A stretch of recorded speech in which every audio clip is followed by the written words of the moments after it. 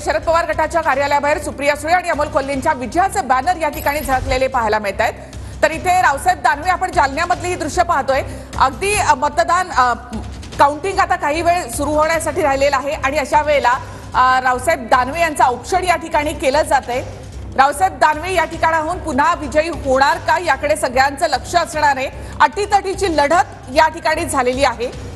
मराठा मतांचा किती मोठा फटका बसलाय किंवा फरक पडलेला आहे हे देखील या ईव्हीएम मशीन मधून कळणार आहे।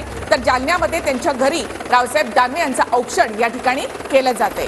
नक्कीच तर जालन्यामध्ये रावसाहेब दानवे विरुद्ध कल्याण काळे असा जोरदार सामना रंगतोय आणि या ठिकाणी रावसाहेब दानवे यांचं मतमोजणीपूर्वी त्यांच्या कुटुंबियांकडून अशा प्रकारे औक्षण केलं जातंय। त्यांचे पुत्र संतोष दानवे हे देखील आपल्याला या ठिकाणी पाहायला मिळतात। नक्की सागर आणि जालन्यामधली ही लढत खरं तर अटीतटीची अशी लढत या ठिकाणी झालेली आहे। स्वतः दानवेंनी देखील हे कबूल केलं होतं की लढत ही यावेळेला अटीतटीची झालेली आहे। मात्र पुन्हा एकदा म्हणजे राज्यमंत्री आहेत स्वतः दानवे आणि त्यामुळे पुन्हा ही संधी त्यांना मिळणार आहे का?